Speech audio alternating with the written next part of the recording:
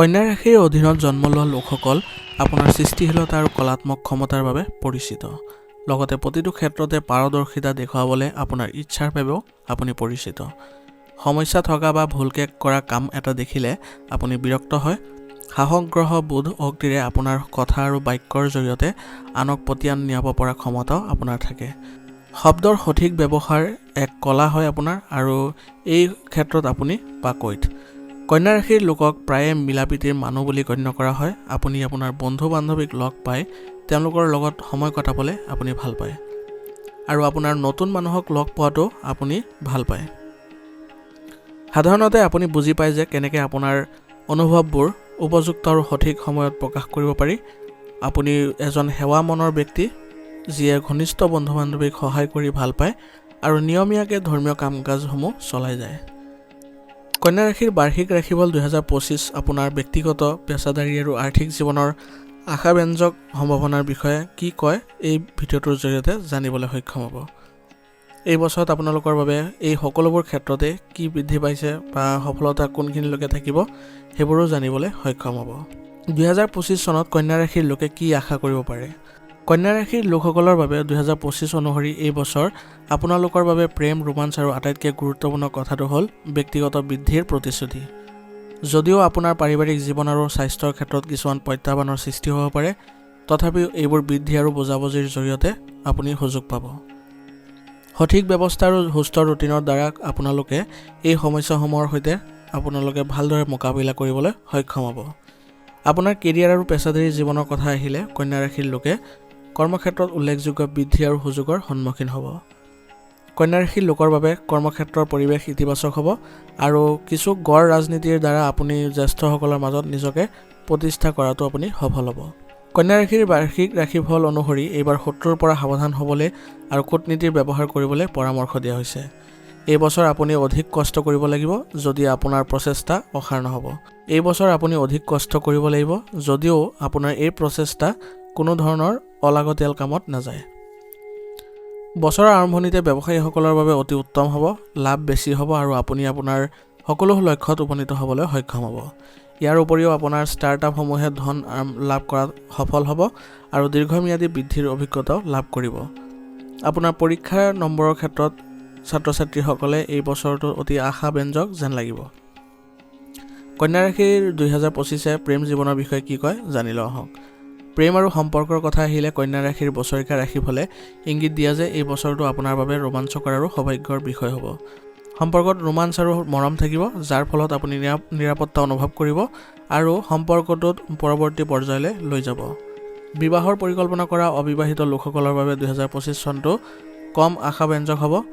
আপোনাৰ সম্পৰ্কত অহৰহ বাধা আহিব পাৰে আৰু ভুল ব্যক্তিক বিশ্বাস কৰিব পাৰে।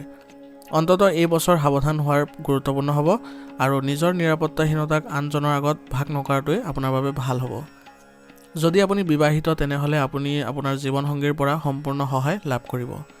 বছৰৰ প্ৰথম ছমাহত জীৱনসংগীৰ সৈতে পৰ্যাপ্ত সময় কটাব নোৱাৰিব, কিন্তু ইয়াৰ ফলত আপোনাৰ কোনো ধৰণৰ অসুবিধা নহয়।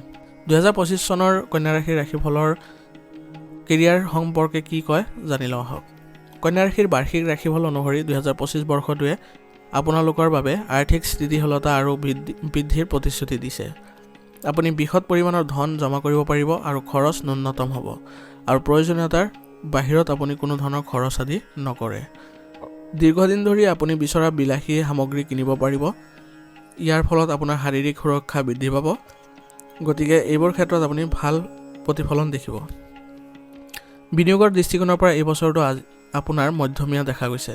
বিনিয়োগৰ যথেষ্ট সুযোগ থাকিব যদিও আপোনাৰ বিপদো বেছি আছে। আপোনাৰ ধন বিনিয়োগ কৰাৰ সময়ত সাৱধান হ'ব আৰু কাকো বেছি বিশ্বাস নকৰিব। কন্যা ৰাশিৰ ৰাশিফলৰ এই বছৰ আপোনালোকৰ পৰিয়াল কেনেধৰণৰ যাব চাই লওঁ আহক। 2025 চনৰ কন্যা ৰাশিফলৰ পৰা দেখা গৈছে যে বছৰৰ প্ৰথম ছমাহত কন্যা ৰাশিৰ লোকৰ পাৰিবাৰিক জীৱন বৰ বেছি সন্তোষজনক নহ'ব। বিশেষকৈ ভাই ভনীৰ মাজত পৰিয়ালত কিছু প্ৰত্যাহ্বান আহিব। অৱশ্যে পিতৃ মাতৃ আৰু দূৰৰ পৰিয়ালৰ সৈতে সম্পৰ্ক ভাল হৈ থাকিব। আপোনাৰ জীৱনৰ কিছুমান গুৰুত্বপূৰ্ণ দিশৰ বিষয়ে মা আৰু দেউতাৰ লগত আলোচনা কৰি তেওঁলোকৰ মতামত বিবেচনা কৰিব পাৰে। বছৰৰ দ্বিতীয়াৰ্ধত ঘৰুৱা পৰিৱেশ ভাল দেখা যাব, কাৰণ ঘৰুৱা সকলো বিবাদৰ সমাধান পাব। এইবাৰ স্বাস্থ্যৰ ক্ষেত্ৰত কিছু সমস্যা থাকিব, কিন্তু চিন্তাৰ কোনো কাৰণ নাই। বৰ্তমানৰ যিকোনো স্বাস্থ্যজনিত চিন্তাৰ সমাধানৰ বাবে আপুনি নিয়মীয়াকৈ পৰীক্ষা কৰা উচিত হ'ব। বছৰৰ 6 মাহৰ পিছত কিছুমান সমস্যাৰ সৃষ্টি হ'ব পাৰে আৰু ইয়াৰ প্ৰতি মনোযোগ দিয়াটো আপোনাৰ বাবে গুৰুত্বপূৰ্ণ হ'ব। এইবাৰ সকলো কন্যা ৰাশিৰ লোকে নিয়মীয়াকৈ ধ্যান, যোগ আৰু ব্যায়াম আদি কৰিব লাগিব। ৰাতিপুৱা অলপ খোজ কাঢ়িলেও আপোনাক শক্তিশালী আৰু কামত মনোনিৱেশ কৰি থাকিবলৈ সক্ষম হ'ব। 2025 চনত কিছুমান গুৰুত্বপূৰ্ণ গ্ৰহৰ ট্ৰেনজিট ঘটিব, চাই লোৱা হওক। কন্যা ৰাশিৰ 2025 অনুসৰি এইবাৰ গ্ৰহৰ পৰিৱেশনৰ সময়ত কন্যা ৰাশিৰ লোকে যথেষ্ট পৰিৱৰ্তন অনুভৱ কৰিব। বছৰৰ আৰম্ভণিতে বৃহস্পতি আপোনাৰ 9ম স্থানত অৱস্থিত হ'ব আৰু মে' মাহত 10ম স্থান আৰু অক্টোবৰ মাহত 11তম স্থানত ট্ৰেনজিট হ'ব। বৃহস্পতিৰ এই ট্ৰেনজিটে আপোনাৰ কেৰিয়াৰত বৃদ্ধি, সম্প্ৰসাৰণ আৰু আৰ্থিক লাভ কঢ়িয়াই আনিব। শনি আপোনাৰ 6ষ্ঠ স্থানৰ পৰা 7ম স্থানলৈ ট্ৰেনজিট হ'ব। ইয়াৰ দ্বাৰা আপুনি চাকৰিৰ ক্ষেত্ৰত আৰু কোনো বাধাৰ সন্মুখীন নহয়, কিন্তু ইয়াৰ ফলত আপোনাৰ বিবাহিত জীৱন আৰু ব্যৱসায়িক অংশীদাৰৰ সৈতেও সমস্যাৰ সৃষ্টি হ'ব পাৰে। ৰাহুৱে আপোনাৰ 7ম ঘৰৰ পৰা 6ষ্ঠ স্থানলৈ ট্ৰেনজিট কৰিব। এই ট্ৰেনজিটে আপোনাৰ কেৰিয়াৰ আৰু কৰ্মক্ষেত্ৰত সুনাম উপকৃত কৰিব। ই হয়তো কিছুমান স্বাস্থ্যজনিত সমস্যাকো আমন্ত্ৰণ জনাব, কিন্তু বৃহস্পতিৰ আশীৰ্বাদত আপোনাৰ দৈনন্দিন কাম কাজ সুস্থ হ'লে সেইবোৰৰ সৈতে মোকাবিলা কৰিবলৈ আপুনি সক্ষম হ'ব। এই বছৰটোৰ বাবে আপোনাৰ প্ৰতিকাৰ হ'ব, আপুনি প্ৰতি সোমবাৰে আপুনি মহাদেৱৰ অভিষেক কৰিবলৈ আৰম্ভ কৰক। ইয়াৰ ফলত আপুনি বহু সমস্যাৰ পৰা পৰিত্ৰাণ পাব। আৰু দৈনিক কেশৰযুক্ত গাখীৰ খাবলৈ আপুনি আৰম্ভ কৰক। ইয়াৰ ফলতো আপোনাৰ স্বাস্থ্যজনিত বহু সমস্যা নাইকিয়া হৈ যাব।